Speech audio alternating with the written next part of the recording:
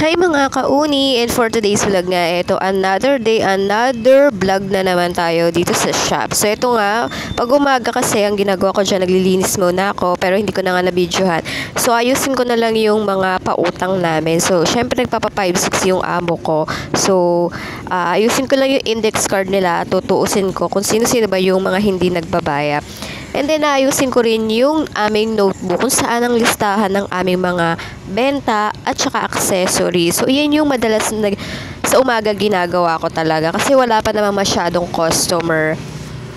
And then, after that nyan, kukunin ko naman yung aking baso kasi syempre coffee time na. So, hindi nabubuo yung araw ko kapag hindi talaga nakakapagkape. Tsaka, hindi naman talaga ako nagbe-breakfast sa bahay. Dito na talaga ako nagkakape sa shop. So, nakapagpainit na nga ako ng tubig dyan at ang favorite namin ay ang Coffee Blanca. Coffee Blanca, baka naman. So, ayun. Salin lang natin and then sa coffee talaga nag-i-start ang araw ko kasi kapag hindi ako nakakapagkape guys, parang may kulang sa buhay ko. Char. So, yun na nga. Tapos huwag natin tatapon yung balat nung kape kasi wala kaming kutsara tayo ng tempered. Ito ang una nating gagawin for today. So, ayan. Sana maraming tempered na magpalagay ngayon para naman makabawi-bawi tayo. Malay mo, no?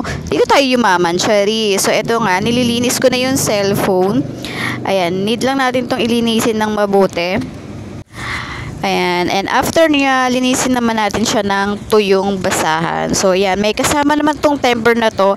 Bali, ang temper nga pala namin is 100 ang isa. So, kung ikaw ang maglalagay, 80 na lang, char. So, ayan, mahirap din kasi maglagay, guys. Akala nyo ba ganun-ganun? Kasi, maya't maya may alikabok dito sa amin kaya napakahirap maglagay lalo na sa tabi kaming karsada. So yan, lagay na natin, tanggalin lang natin yung plastic. Sinukat ko muna kasi meron kasi ibang temper na iba-iba yung sukat, kahit 6.5 lang siya, 6.0 isa yung sukat, yung haba at saka yung tawag dito yung laki niya. So ayan, ilagay lang natin. So napakadali lang nito, basta malinis lang kayo maglagay. Ayan.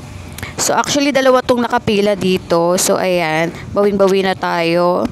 Sana ay dumami pa magpalagay. Baka 10 pieces lang tayo. Pwede na. So, ayan. Ganyan lang. And then, meron pa tayong isang ilalagyan. So, kukunin lang din natin. Parang 6.0 lang din siya. Ayan. Hindi ko alam kung anong link to. Okay. Tecno pala to. Dalawa yung Tecno pinalagay niya. So, Tecno Spark 8 yata ito. So, bagong labas lang. So, universal lang naman na nilalagay ko dito. Hindi ako naglalagay nga pala ng full dito, guys. Kasi, napakahirap maglagay ng full tempered. Lalo na kung nasa tabi kang karsada. Kasi, mostly, sinasuggest namin sa mga mall magpalagay ng ganun para smooth. Kasi, meron din talaga mga customer, guys, na grabe. Napaka-choosy. Tapos, akala mo naman sobrang mahal nung bibili nila. 100 lang naman yun. Gaano lang naman yung 100 sa clear tempered lang talaga yon. Pero yung mga full tempered nasa 250 yata, depende sa mall. Kasi syempre binabayaran natin doon, guys, ay yung pangalan ng mall. So yan, lilinisin lang ulit natin. So hindi naman siya ganun kadumi kasi bago pa lang daw tong cellphone niya. So ayan, linisin lang natin siya ng very light. And then, punasan lang din natin siya ng basa. At saka, after nun yung tuyo naman, ayan, mutik pa siyang mag-slide. Yan din na nakakatakot, guys. Kapag sobrang nagmamadali rin ako, ayan, kasalanan ko din. Minsan baka mahulog, no? Palwal pa tayo. So, ayan, lagay na natin yung ating tempered glass. So, ganun lang din. Ilapat nyo lang siya ng mabuti. Kasi, magdadare-diretso naman yan pag nilagay nyo. Ayan. So, for today, dalawa yung ilalagay natin. So, sana hopefully mamaya, dumami pa siya. Ayan. So, slide lang natin siya ng very light. Ayan. So, ito nga kaso, parang ang dami-dumi agad na pumapasok. Kaya, no, nahihirapan talaga ako kapag ganyang maya't maya may pumapasok na alikabok. Kasi, pag nilapat mo na yung temper dyan, guys, hindi mo na pwedeng tanggalin. Unless na lang, walang alikabok na papasok kasi kapag naidikit mo na sumasama dun sa tempered glass, guys, so dumadami yung bubbles niya. Napakahirap. Ayan, pinalitan ko na nga lang kasi sayang din pero no choice tayo kasi ganun talaga, kailangan mong pagandahin yung phone nila, binabayaran ka nila. So, dapat smooth din yung pagkakalagay mo ng tempered glass sa customer para naman babalik-balik sila, 'di ba? So, okay lang naman 'yan. Kasama sa negosyo ang malugi, charis. So, hindi naman akala mo sa akin yung shop no. So, hindi naman okay naman lang 'yon. Ayan.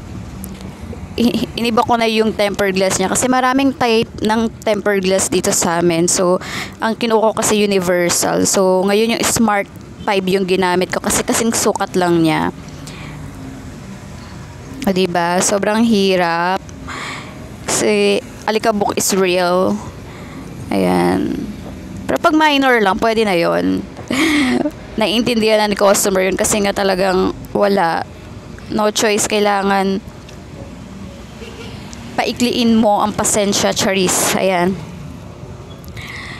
Ito yung pinakamahirap dyan, guys, no? Ang dami niyang pumapasok na alikabok.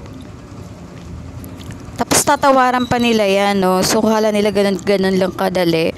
So, sa effort din dapat consider din natin yung effort na ginagawa natin. Kasi, hindi ganun basta-basta. Kasi tinan mo yan.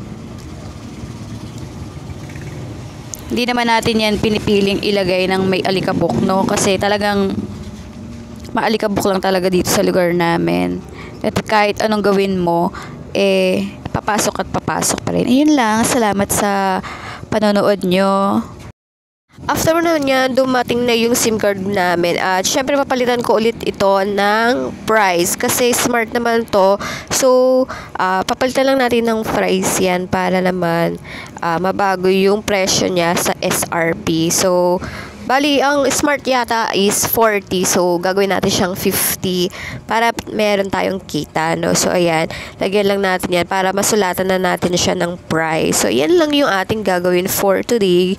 At after nito is K-drama watch na tayo. Kasi, maganda yung pinapanood ko. Yun lang. So, yun lang. And thank you for watching, guys.